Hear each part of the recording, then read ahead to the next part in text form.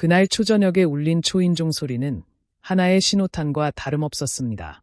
남편의 연락을 받고 온 엄마와 언니가 현관에 들어서는 것을 보고 저는 올 것이 왔구나 했어요. 일찍 와 계시던 시어머니는 사돈인 저희 엄마를 보고도 인사를 하는 둥 마는 둥 하시더군요. 손님이 왔는데도 소파 한가운데 자리를 떡하니 차지하고 앉아 남편에게 턱끝으로 지시했어요. 더 입댈 필요 없이 빨리 본론부터 꺼내라는 듯이요. 남편은 기다렸다는 듯 시어머니의 훌륭한 꼭두각시처럼 움직였습니다. 거실 탁자 위로 준비된 종이 한 장을 내밀었어요. 장모님, 오해는 마시고요. 저희가 예린이 서준이도 있고 해서 그렇게 넉넉한 형편은 아니라서요. 무슨 말인지 아시죠? 엄마는 대답하지 않으셨습니다. 읽을 수 없는 표정으로 남편과 시어머니, 그리고 저를 한 번씩 번갈아 훑어보았어요.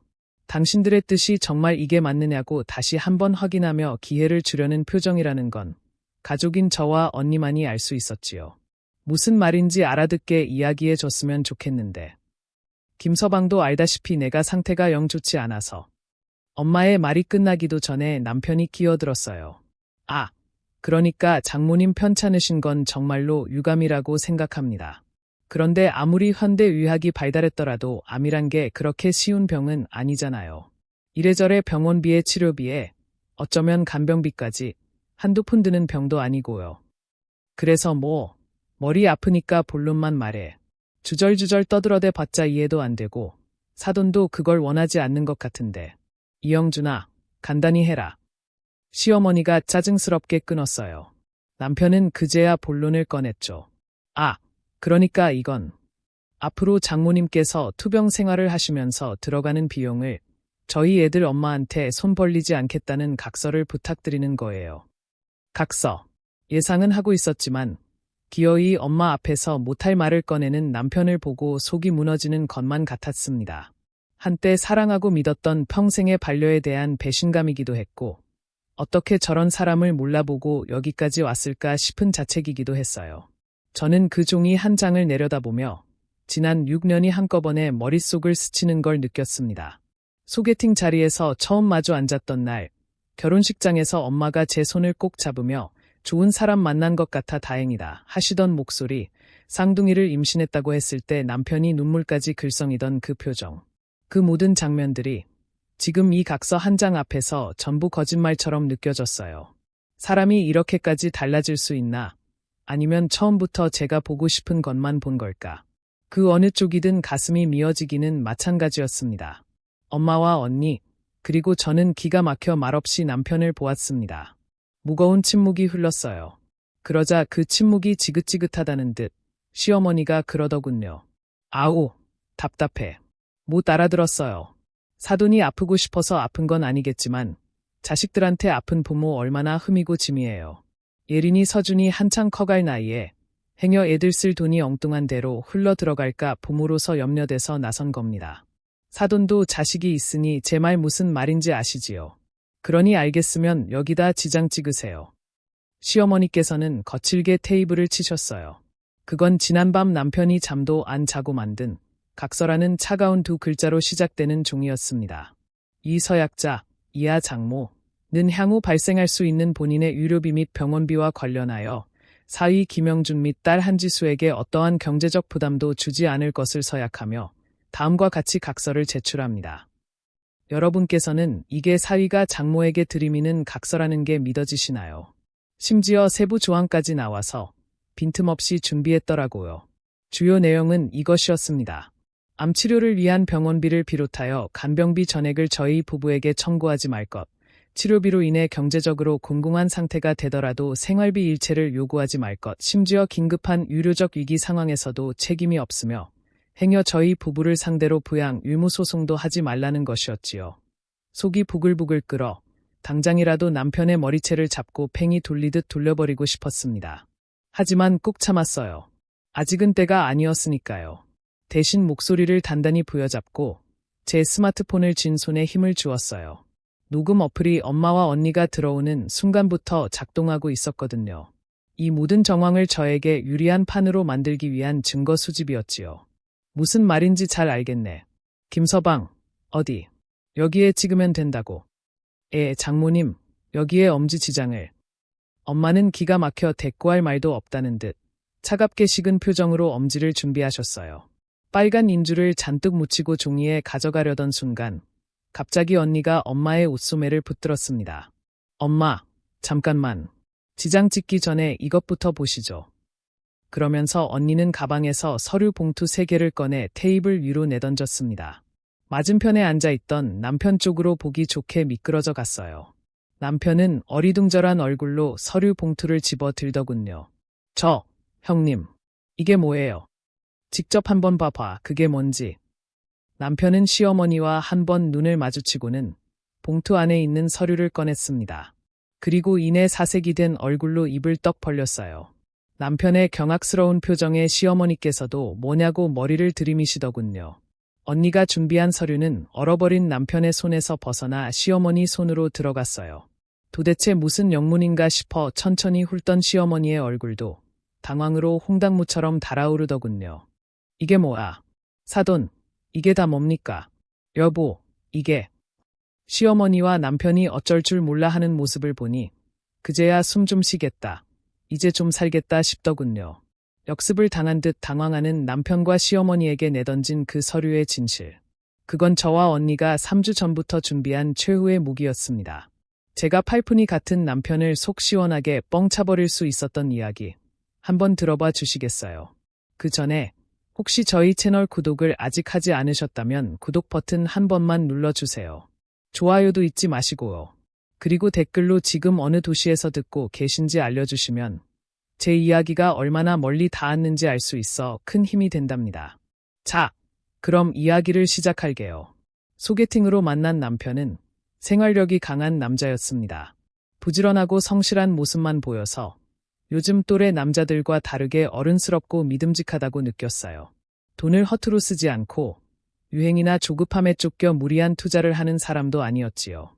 그러면서도 저와 함께할 때에는 돈을 아끼지 않는 모습을 보면서 쓸 때 쓰고 아낄 때 아낄 줄 아는 남자라고 생각했습니다. 연애할 때는 정말 그랬어요. 기념일이면 제가 좋아하는 식당을 미리 예약해두고 제가 갖고 싶다고 지나가듯 말한 물건을 기억했다가 슬며시 안겨주던 사람이었거든요. 부모님께도 깍듯하고 제 친구들 앞에서도 저를 치켜 세워주고 친구들은 다들 너 진짜 괜찮은 사람 만났다며 부러워했어요. 저도 그렇게 믿었고요. 결혼이라는 게 원래 그런 거잖아요. 가장 좋은 모습만 보고 그 모습이 평생 갈 거라고 믿는 거요. 하지만 그 모습에 반해 막상 결혼하고 보니 제가 생각했던 절약과는 다소 거리가 있더군요. 그 물티슈를 얘 그냥 버려. 더러워졌잖아. 김치 국물 다 묻었는데. 그럼 빨았으면 되지. 휴지처럼 물에 녹아 사라지는 것도 아닌데 그걸 그냥 버려. 두세 번은 더 쓰겠네. 무엇이 시작이었는지 제대로 기억은 나지 않지만 돌이켜보니 물티슈에 관한 기억이 가장 먼저 떠오르네요. 남편은 물티슈 하나도 허투루 쓰지 않았습니다. 얼룩이 묻어도 모아놨다가 화장실에서 비벼 빨고 건조대에 말려서 또 휴지로 썼어요. 버려질 물건이 다시 쓰임새를 찾는 모습을 보면서 나쁘지 않다고 생각하면서도 솔직히 이렇게까지 해야 하나 싶긴 했습니다. 그래도 아끼는 건 좋은 거잖아요. 물티슈 그거 얼마나 한다고 싶지만 그렇게 작은 것부터 절약하는 습관을 들이기 시작하니 금방이라도 부자가 될 것만 같은 착각이 들기도 했었어요. 하지만 과유불급이라지요. 뭐든 적당히 해야 하는데 남편의 절약 습관은 살면 살수록 짜증을 불러일으키곤 했습니다. 어느 날은 화장실 휴지가 떨어졌다고 자기가 사온다고 하더니 머리보다 더 큰 업소용 대형 화장지를 가지고 오는 거예요. 휴게소나 버스터미널 화장실에서 쓰는 그 커다랗고 얇은 화장지요. 이게 뭐야? 이걸 지금 휴지라고 사온 거야. 이게 싸고 좋아. 한번 닦고 물에 흘려버리고 말 건데 뭐 하러 거기다 돈을 써. 이런 건 밖에서 급할 때나 쓰는 거지. 이걸 매번 집에서 쓰라고. 너무 얇고 솔직히 위생적으로도 안 좋아. 뭐가? 휴지가 다 똑같은 휴지지. 똑같으면 가격이 왜 다르겠어. 사람 몸에 쓰는 거잖아. 당신은 화장실에서 휴지 쓰는 일이 많지 않아서 모르나 본데 나는 여자잖아. 이렇게 거칠고 뻑뻑한 휴지 쓰면 자극돼서 금방 문제 생겨. 그리고 이거 먼지가 얼마나 많이 날리는 줄 알아. 나름 이거 괜찮던데. 한번 써보고 이야기해. 그뿐만이 아니었어요. 심지어는 생리대를 가지고도 아쉬운 소리를 하더군요. 한 달에 한 번씩 생리대로 나가는 고정 지출이 너무 크다고요. 저도 생리대 비싼 거 알아서 1 더하기 1 행사할 때 많이 쟁여놓고 쓰거든요. 그게 너무 과하다고 푸념하더니 어느 날 생리대를 다 써갈 때쯤 남편이 면 생리대를 사온 겁니다. 어디서 들어보니까 조금만 부지런하면 면 생리대를 쓰는 게 몸에도 좋고 경제적으로도 좋다나요. 근데 면 생리대를 딱 하나만 사다 주면서 더러워지면 빤 다음에 말려서 다시 쓰라는 거예요. 하루 종일 이거 하나 쓰라는 거야. 그리고 빨아서 말리는 동안에는 어떻게 하라고. 적당히 참았다가 화장실 갈 때마다 해결하고 빨아서 말릴 때는 좀 참으면 되지. 드라이기로 말리면 금방 마르잖아. 참으라고. 뭘? 생리를 참으라고 지금 진심으로 하는 소리야. 아니, 오줌도 참고 똥도 참는데 그건 못 참아. 그 몇 분을. 그게 참는 게 가능하면 생리대를 애쓰겠어. 그때의 충격은 이루 말할 수도 없습니다. 물론 제대로 된 성교육을 받지 못했으면 그럴 수도 있겠거니, 남자라 겪어본 일이 아니니 그럴 수도 있겠거니, 그렇게 생각하려고 해봐도 도무지 이해가 되지 않더라고요. 그래서 그날 남편을 붙들고 때늦은 성교육을 시켰어요. 그건 참는다고 참을 수 있는 게 아니라고요. 당신 효의할 때 코피 나면 참았다가 효에 끝나고 흘릴 수 있겠냐고요. 그렇게 이야기하니 그제야 뭔가 크게 깨달음이 되더라고요. 그러고 보니 그렇다고 자기가 그렇게 생각했는지 자기도 모르겠다고 사과는 받았어요. 게다가 밖에서 다 쓴 생리대를 따로 챙겨와서 어떻게 처리해야 하는지 일일이 설명하고 나서야 면 생리대를 쓰는 게 얼마나 번거롭고 품이 들어가는 일인지 이해시킬 수 있었지요. 그땐 마지못해 알겠다고 하더니 나중에 애 낳고 또 그 비슷한 문제가 불거졌습니다. 애 낳으면 천기저귀를 쓰라고 했거든요. 생리대야 한 달에 한 번이지만 기저귀는 애가 기저귀를 뗄 때까지 어마어마한 양이 소모되잖아요. 만삭 때 지인에게 선물 받아 놓은 건 턱도 없이 적어서 미리 주문해 놓으려는데 또 그러는 거예요. 1000으로 주문해. 그게 무슨 말도 안 되는 소리 하지 마. 난 못해. 얘 못해. 나도 어렸을 때 천기저귀 썼대. 엄마한테 물어보니까 그게 애한테도 더 좋다던데. 화학제품 범벅인 걸 뭐 하러 채워. 그 화학제품 범벅인 기저귀 차고 자란 나는 건강해. 애가 하루에 똥오줌을 몇 번 싸는 줄 알아. 애 보는 것도 힘들어 죽겠는데 어느 세월에 애 기저귀 빨래를 하고 있어. 아니, 어차피 세탁기가 빠는 건데 그게 뭐가 힘든데. 말을 말자, 말을. 정 그렇게 천기저귀를 고집하고 싶으면 당신이 전부 빨겠다고 약속하고 사. 난 천기저귀 사면 손도 안 댈 거니까 그렇게 알아. 그래, 그렇게 해. 애 쓴 것 따로 모아두면 내가 회사 갔다 와서 세탁기 돌릴게. 남편은 별일 아니라는 듯이 굴었다가 아주 호되게 당했어요. 저희 쌍둥이였거든요. 애 하나가 쓰는 기저귀도 만만치 않은데 2배니 그 양이 얼마나 많았겠어요. 제가 봐도 이건 진짜 아니다. 실제로 이걸 해내는 사람이 있다면 마음 깊이 존경스러울 지경이었습니다. 남편은 퇴근 후 기다리는 기저귀 무덤에 아연실색하더군요. 뭐가 이렇게 많아. 이걸 다 썼다고. 그게 평균이야. 뭘 그 정도로 그래. 이거 뭐야. 똥이 그대로 있잖아. 천기저귀니까 그렇지. 그거 다 변기에 털어내고 대야에 물 받아서 1차적으로 헹구고 잔 뒤에 세탁기에 넣어야 해. 생각지도 못한 일에 첫날부터 이건 좀 아니다 싶었는지 입을 꾹 다물다가 급기야 오줌 한 번 싸면 갈아주라는 소박한 소리를 하는 겁니다. 그러다 애들 엉덩이 짓무르면 회사에서 반차 내고 와서 병원 데려갈 거냐고 물으니 또 입을 다물고요. 결국 천기저귀 사태는 3일 만에 끝나고 말았어요. 고작 3일이요. 그 밖에 샴푸나 바디워시, 주방세제 같은 건 그냥 거품이 안 날 때까지 물을 타서 쓰고 치약도 가위로 잘라서 박박 긁어 쓰는 등 아무튼 기본적으로 지나친 절약이 몸에 밴 사람이었습니다. 공상 맞다는 생각을 한두 번 한 게 아니었지만 돈을 쉽게 보고 물 쓰듯 쓰는 것보다 낫다고 생각했어요. 지금 생각하면 모든 걸 적당히 할 수 있는데 과하거나 알뜰하거나 둘 중 하나라는 이분법적인 생각을 했는지 저도 이해가 안 되지만요. 그때까지만 해도 극성스러운 절약 때문에 제가 사는 게 좀 공상맞아지더라도 애들에게 더 좋은 미래를 전해주기 위해서라면 좋은 게 좋은 거라고 생각했습니다. 그 당근마켓 사건이 벌어지기 전까지는요. 어느 날 남편이 자전거를 끌고 들어오는 거예요. 무슨 자전거야? 당근에 형이 갖고 싶었던 자전거가 마침 우리 아파트 옆통에서 판매 올라왔잖아. 형한테 돈 받아서 내가 대신 받아둔 거야. 그래, 되게 좋아 보인다. 얼만데? 운 좋게 내고까지 해서 100만 원. 100만 원짜리 자전거라고. 뭐가 그렇게 비싸? 자동차도 아니고 자전거가.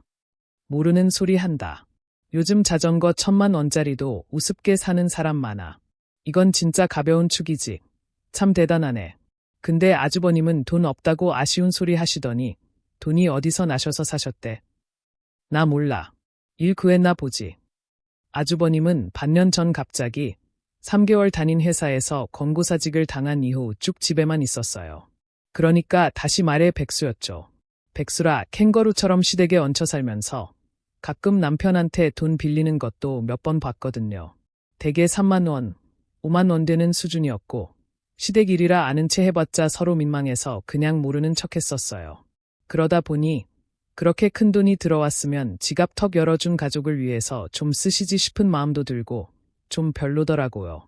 그런데 그날 저녁 기가 막힌 일이 일어난 겁니다. 갑자기 몸살 기운이 올라온다고 일찍 잠든 남편의 휴대전화가 울린 거예요. 아주버님으로부터 온 카톡이었지요. 카톡 이제 봤네. 대깔 죽인다. 고맙다, 영준아. 내가 동생 하나는 잘 뒀지. 무슨 내용인가 싶어 열어보고 싶은데 핸드폰이 잠겨 있더라고요. 직감적으로 꼭 알아야만 하는 내용인 것 같아 애가 탔어요. 얼굴 인식으로 해놓은지라 열 방도가 없다고 생각했는데 잠금 해제는 6자리 비밀번호로도 설정해 놓은 겁니다. 그때 또 알림 배너가 떴어요. 근데 재수씨 알면 큰일 나는 거 아니야. 재수씨 성격 있는데 다 좀 무섭다 영준아. 내가 알아서 잘 커버치는 거 맞지? 심장이 쿵 빠르게 뛰기 시작했습니다. 평소 같으면 남편 핸드폰에 관심도 없어요. 기본적인 신뢰라고 생각하니까요. 하지만 대놓고 저를 기만하는 행위를 두 눈으로 목격했는데 그걸 어떻게 모르는 척하나요? 그래서 남편이 쓸 법한 6자리 비밀번호를 찾기 위해 머리를 굴리고 또 굴렸습니다. 처음 사귄 날짜, 결혼 날짜, 전화번호, 그리고 애들 생년월일. 괜히 기회를 허투루 썼다간 몇 시간 동안 핸드폰이 잠길 수도 있어서 고민에 고민을 거듭했어요. 그러다 문득 남편이 차 번호를 비밀번호로 자주 쓴다는 게 떠오르더군요. 설마 싶어 차 번호를 기반으로 한 번호를 쳤는데 맞아떨어지는 거예요. 그렇게 아주버님과 남편이 나눈 대화를 확인할 수 있었어요. 이상했던 대로 그 100만 원짜리 중고 자전거는 남편이 돈을 보태 산 것이었습니다. 무려 70만 원이나 되는 거금을요. 형편이 어려우니 아껴야 한다고 물티슈 하나도 허투루 쓰지 못하게 하면서 다른 것도 아니고 아주버님의 사치스러운 취미에 70만 원이라는 큰 돈을 쓴 게 너무 실망스러웠습니다. 이걸 어떻게 해야 하나 속이 부글부글 끓어 어쩔 줄을 모르고 있는데 때마침 기가 막힌 기회가 찾아온 거예요. 당근 알림이었지요. 남편에게 자전거를 판 사람이었어요. 저기 선생님, 정말 너무너무 죄송한데요. 실은 제가 그거 5학년 사촌 형 몰래 판 자전거인데 어쩌다 보니 걸렸어요. 당장 안 찾아오면 저 죽인다는데 다시 돌려주시면 안 될까요? 서로가 서로에게 기가 막히게 좋은 타이밍이었던 거예요. 그 사람은 급했는지 대답도 듣기 전에 20만 원을 더 얹어서 줄 테니 다시 팔아달라고 애원하더군요. 같은 아파트 단지라 많은 시간이 필요한 것도 아니라서 찾아오시라고 해놓고 120만 원 받고 팔았습니다. 그냥 100만 원만 달라고 했는데도 경우가 아닌 것 같다고 20만 원 얹어 줄 테니 남편에게 말 좀 잘해달라고 엘리베이터 문이 닫힐 때까지 사정하더라고요. 전 집으로 들어와 남편 당근마켓 계정을 탈퇴시키고 어플도 삭제해버렸어요. 다음 날 자전거가 사라진 것을 보고 묻더군요. 여보, 자전거 어디 갔어? 팔았는데. 뭘 팔았다니? 그게 무슨 말이야? 자전거를 어디다 팔아? 아니, 그게 그렇게 비싸게 팔리는 자전거인가 싶어서 그냥 호기심에 120만 원에 다시 올려봤더니 금방 사겠다는 사람 나타나던데. 진짜 좋은 자전거인가 봐. 그게 무슨 말도 안 되는 소리야. 내 거 아니고 형 거라니까. 형이 대신 부탁한 건데 그걸 멋대로 팔면 어떡해. 더 싸게 나온 거 보라고 하면 되지. 아주버님 형편도 안 좋으신데 그렇게 비싼 자전거 부담되지 않겠어. 여보, 당신 애 그래. 미쳤어. 미치다니. 나는 한 푼이라도 아껴보려고 그런 건데. 당신 돈 좋아하잖아. 100만 원 주고 산 자전거를 120만 원 받고 팔았으면 이득 아니야. 뭘 그렇게 열을 내. 아 진짜 미치겠네. 알았어. 알았어. 그러면 돈은? 아, 맞다. 당신한테 이체했어. 어디? 얘 30만 원이야. 120이라며. 아주버님한테 돌려드릴 돈은 30이잖아. 전 모든 것을 알고 있다는 언지를 던졌어요. 남편은 잠시 멍청한 얼굴로 절 빤히 보더니 그제야 어떻게 돌아간 일인지 이해하겠다는 듯 얼굴이 구겨지더군요. 참, 아주버님도 아주버님이다. 당장 직장 구하셔도 모자랄 시간에 그렇게 비싼 취미를 즐길 생각을 하시다니. 진짜 결혼은 아예 안 하실 거래. 어머님만 고생하시겠네. 당신도 생각이 있으면 거기에 장단 맞춰주지 마. 어머님 들어가서 아주버님 뒤치다꺼리 하면서 살고 싶지 않으면. 그리고 조용히 충고했지요. 그건 마지막 경고라는 의미였어요. 한 번만 더 허튼 짓 하면 두 번은 없을 거라는 무언의 경고요. 남편도 그리 어리석은 사람은 아닌지라 금방 받아들이더군요. 평소 같으면 자기 목 70만 원이라고 돌려달라고 할 텐데 양심은 있는지 그 말도 못 하더라고요. 처음으로 이혼을 생각했던 건 그런 사소한 일이 아니었습니다. 살다 보면 그렇게 답답하게 구는 사람들이 주변에 꼭 몇몇 있더라고요. 그래서 그 정도는 참아줄 만하다 했는데 결정적인 문제는 고부 갈등이었어요. 시어머니께서 무리한 분이셨거든요. 양가 손 안 벌리고 각자의 능력으로 똑같이 시작한 살림집을 아들집 하시면서 하루가 멀다 하고 찾아오시는지요. 시댁은 편도로만 2시간 걸리는 곳인데 한때는 주말마다 찾아오셨어요. 직장 생활을 생각지도 못한 쌍둥이 임신으로 이래저래 스트레스가 많았을 때였지요. 그렇다고 뭘 챙겨주려고 오시는 것도 아니고 그냥 대접받으러 오시는 거였습니다. 오시면 매번 대접하기 좋은 식당 찾아 식사 대접해 드려야 하고 꼭 하룻밤을 묵어 가셨어요. 그러다 임신으로 쏟아지는 잠 때문에 한 번은 어머님 가실 때까지 일어나지 못한 적이 있습니다. 불편한 건 불편한 거고 그래도 어른 가시는데 잠만 잤다는 생각에 민망해 하던 중 어처구니 없는 걸 본 거예요. 냉장고가 텅 비어 있는 겁니다.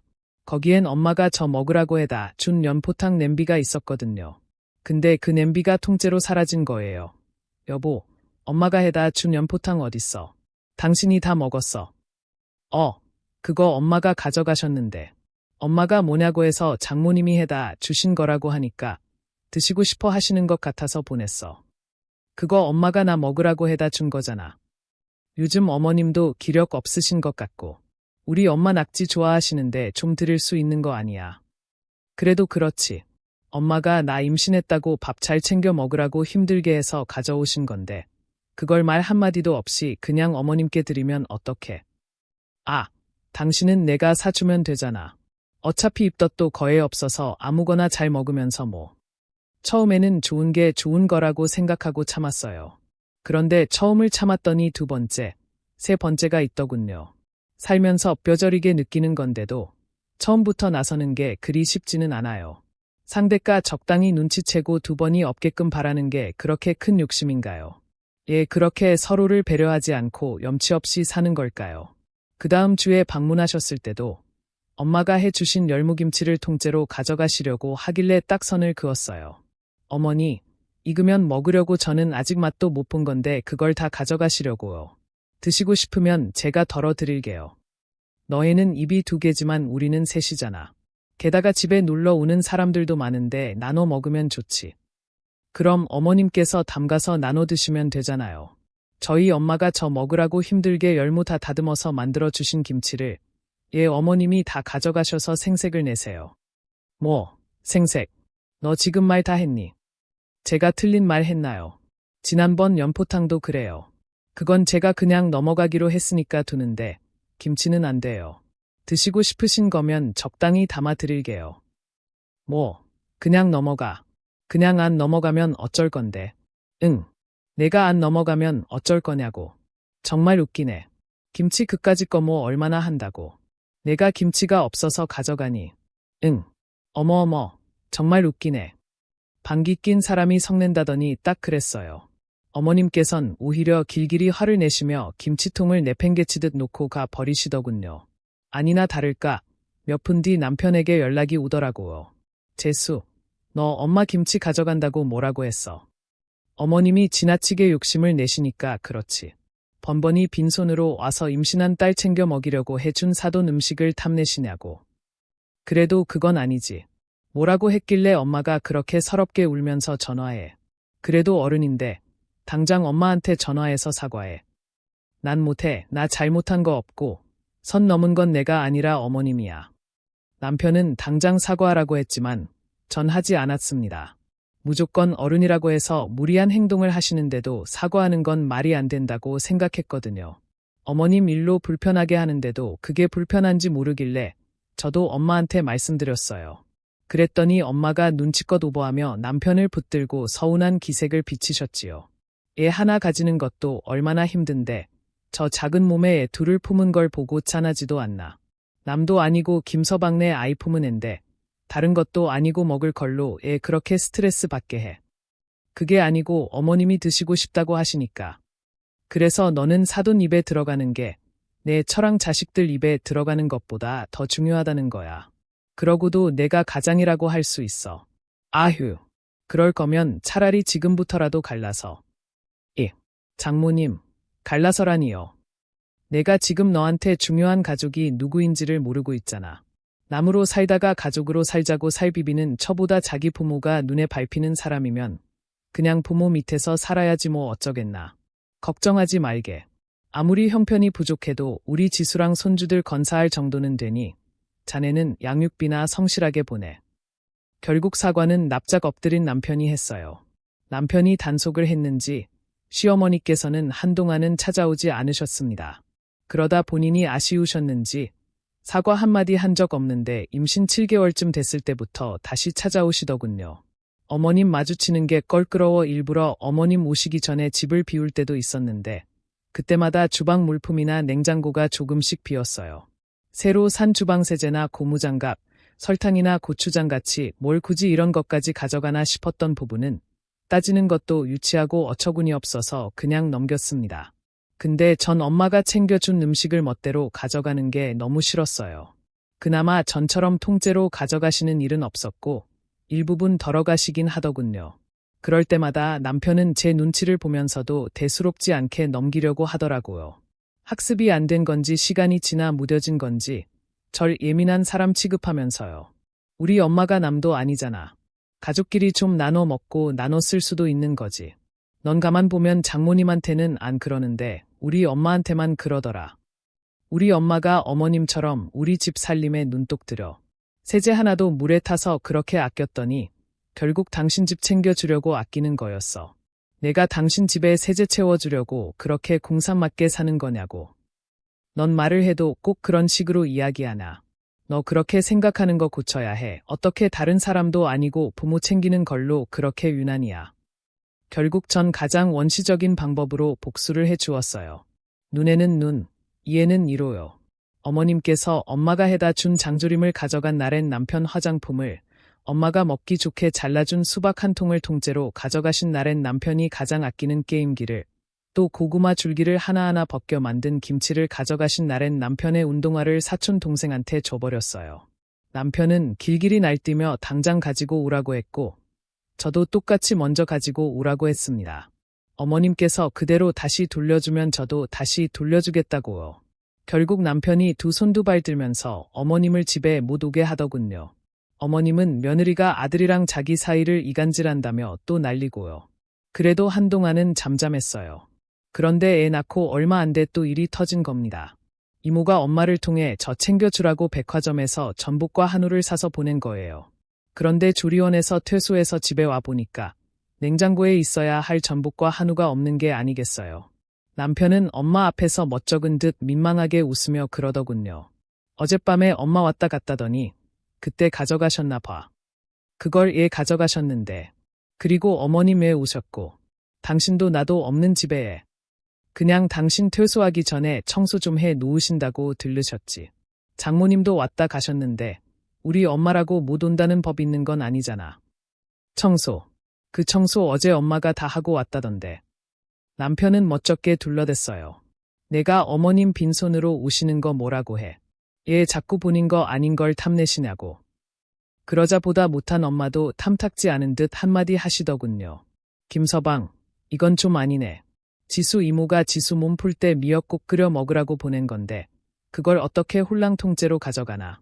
한두 푼도 아니고 백화점에서 보낸 비싸고 귀한 것들인데. 그게 엄마가 드시고 싶으셨나 봐요.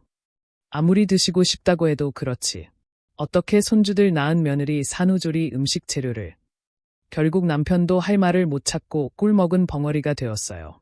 저는 그냥 넘어갈 생각이 없었습니다.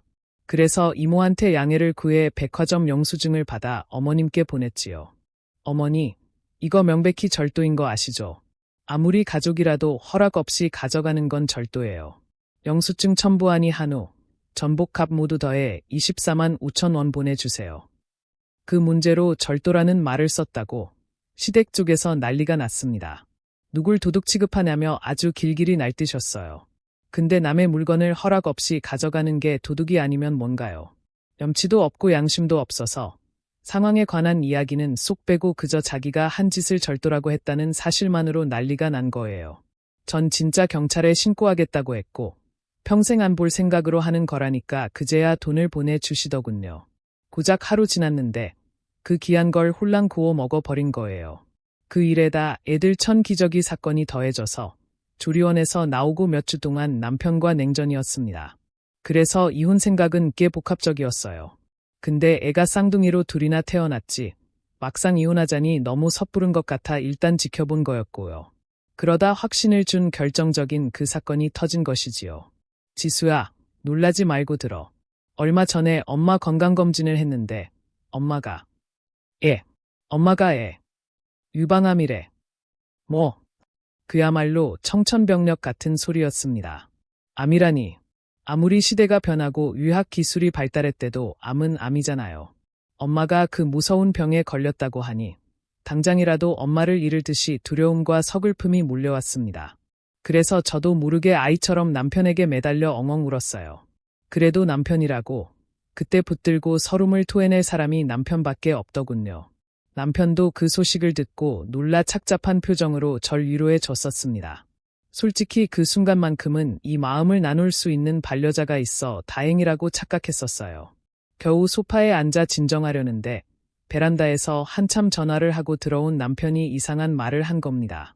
저기, 근데 지수아, 장모님 말이야. 보험은 제대로 들어 놓으셨나? 갑자기 보험은 아니, 엄마 암 치료는 사실상 시간 싸움이고 지갑 싸움이라는데 그게 길어지면 결국 보험으로도 해결이 안 될 수도 있는 거 아닌가. 그게 무슨 소리야.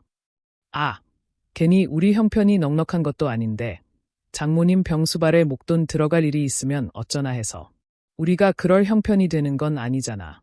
나중에 어머님 병원비로 부담될까 봐. 잠깐만, 엄마 병원비로 우리가 부담이 된다고. 이래저래 돈 많이 들 거 아니야. 치료하시면.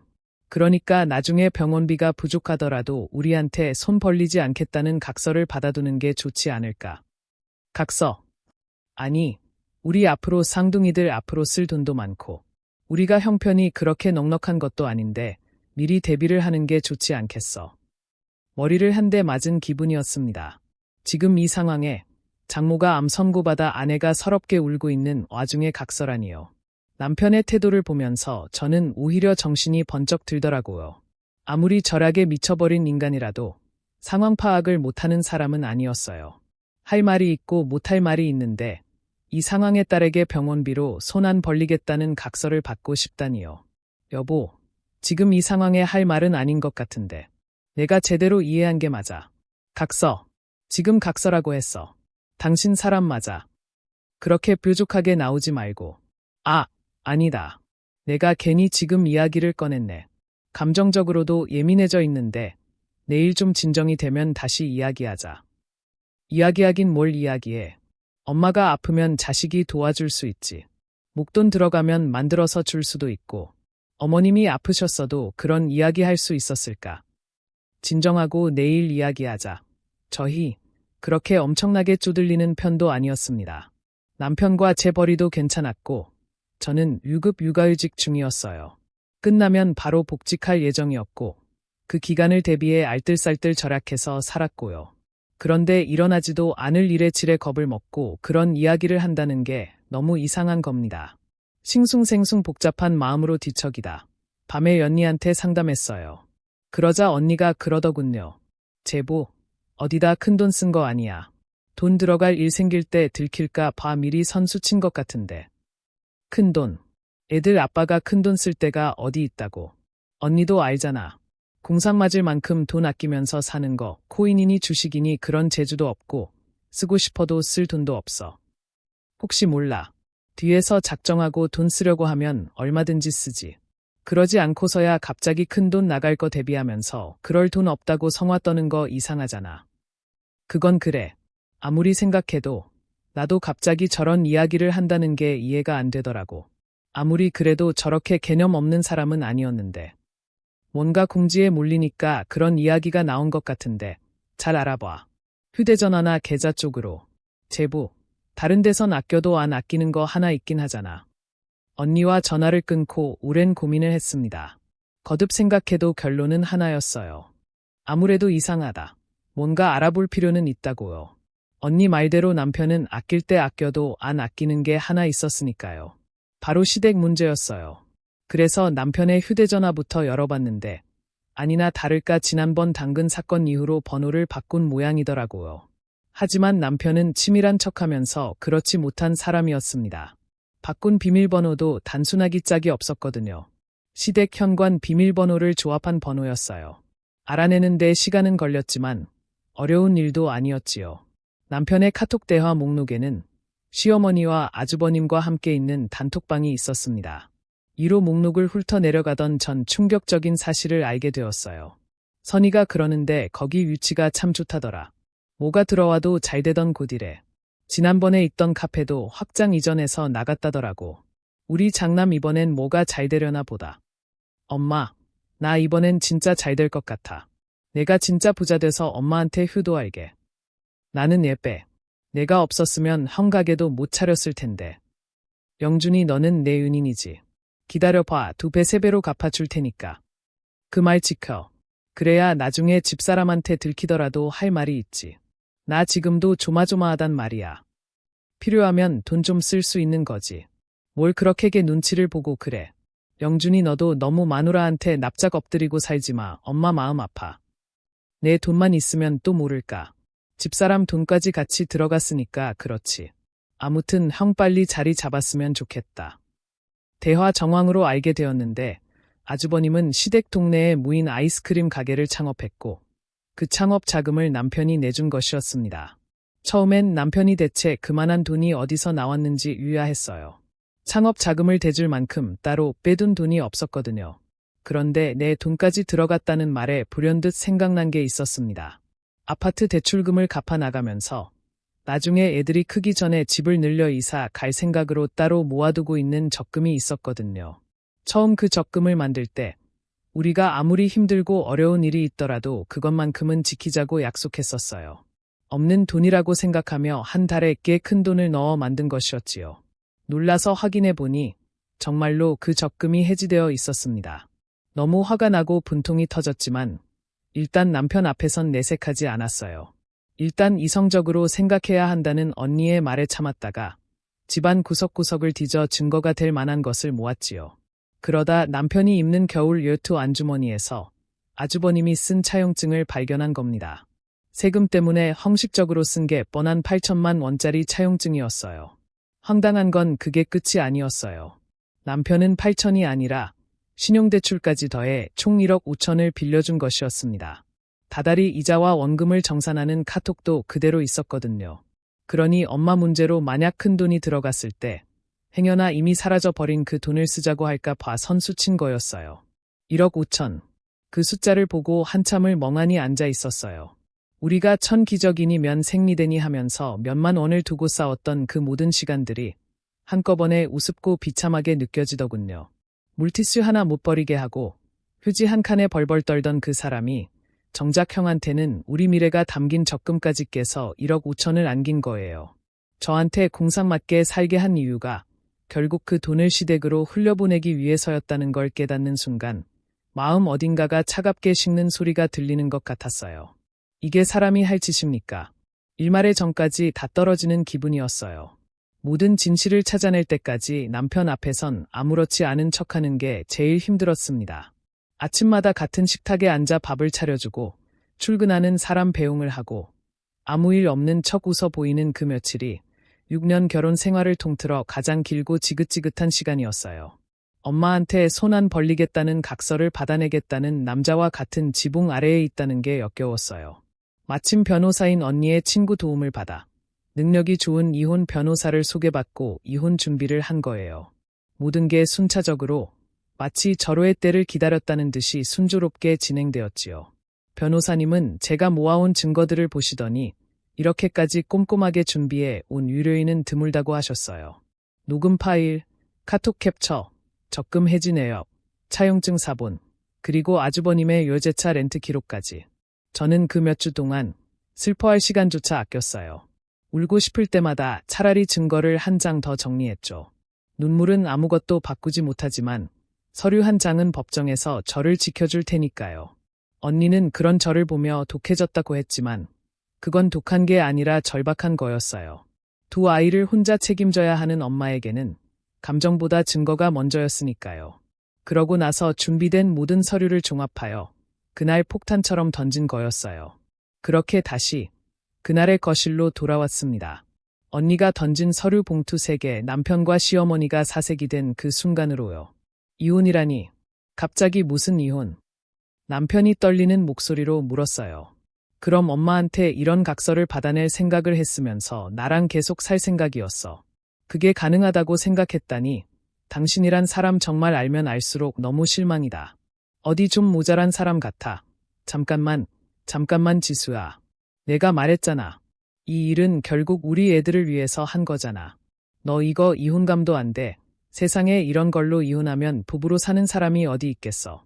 법원에서 받아주지도 않는다니까. 서류를 제대로 안 봤나 보네. 그런데도 않는 변명을 하려고 시도하는 걸 보면 이것 똑바로 봐. 당신이 명백한 유책 배우자가 된 이유. 남편은 그제야 멍청한 표정으로 나머지 서류도 확인했습니다. 그런데도 생전 처음 본 외국어라도 마주한 듯 이해가 안 되는 표정이었어요.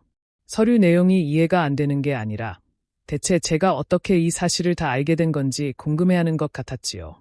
뭘 벌써 이런 걸로 놀라. 이제 시작인데. 아주버님도 공동피고로 묻고 사해행위 취소 소송을 넣을 거야. 뭐, 사해행위라니. 사해행위지. 이혼하게 되면 나랑 나눠야 할 재산을 줄이기 위해 둘이 짜고 재산을 빼돌린 건지 어떻게 알아. 아, 무슨 말도 안 되는 소리야. 증거 있어. 이런 게 있던데. 저는 남편과 아주버님이 나누었던 그 문제에 대화를 걸고 넘어졌습니다. 그건 남편과 아주버님이 의미 없이 가볍게 나눈 대화의 일부였어요. 근데 만약에 이거 걸려서 재수 씨가 이혼하자면 어쩌지? 그럼 내가 다 토해내야 하는 건가? 이미 준 돈을 어떻게 토해내? 차라리 잘 됐지 뭐. 그렇게 되면 나눌 재산도 줄어드는 건데. 나중에 잘 되면 내가 다 받을 수 있는 거잖아. 이게 바로 꺽 먹고 알 먹고지요. 물론 남편 성격상 고작 8천만 원에 이혼남이 될 생각은 아니었다는 건 알아요. 하지만 법정 싸움은 증거 싸움이잖아요. 무슨 트집을 잡더라도 절 만만하게 본 행위는 반드시 되갚아 주고 싶었던 겁니다. 아니나 다를까 남편은 펄쩍 뛰더라고요. 이거야 그냥 하는 소리잖아. 이게 어떻게 재산을 빼돌린 거야. 순수하게 차용증 쓰고 빌려준 거라고. 그래서 순수하게 차용증 쓰고 빌려준 돈에 차라리 잘 됐다. 나눌 재산 줄어들어 꼭 먹고 알 먹고라는 대화가 오갈 수 있나. 이건 됐고 법원에 제출한 소장에 그대로 첨부했어. 판사님이 친절하게 고의적 재산 은닉으로 결론 내려주시겠지. 둘이 법정에서 꽁 대신 달기 되든 알이 깨지든 어디 두고 보자고. 그러자 남편은 애초에 안 될 싸움이라고 생각했는지 한 발짝 물러섰어요. 당장 자기 형한테 돈을 돌려달라고 할 테니 일단 대화 좀 하자고요. 하지만 남편에게는 그런 당연한 기회조차도 없었습니다. 아주버님은 남편에게 그 돈을 돌려줄 능력이 없었거든요. 언니와 함께 소송 준비를 하면서 아주버님의 그 대단한 무인 아이스크림 가게에 간 적이 있어요. 그때 우연히 매장 관리하러 온 아주버님을 보게 됐는데 못 보던 외제차에서 내리는 겁니다. 그런데 차 번호판이 허로 시작하더라고요. 알아보니 아주버님이 타고 다니는 차는 장기 렌트한 차였어요. 당장에 목돈 몇 천이 없어 동생한테 몰래 손 벌려 창업하는 사람이 여제차 렌트라니요. 그 돈은 다 어디서 났겠어요. 보나 마나 아주버님 성격에 남편한테 받은 돈을 알뜰살뜰하게도 낭비했겠지요. 형이 벤츠를 타고 다닌다고. 말이 돼. 형은 차도 없는데 무슨 벤츠야. 그럼 내가 본 건 뭔데. 어디 한번 제대로 알아보구나 이야기해. 당신이 그 알량한 형제 때문에 가져다 바친 돈이 어떻게 쓰였는지. 그러자 갑자기 모든 상황을 잠자코 바라보며 상황 파악을 하던 시어머니께서 들고 일어나셨어요.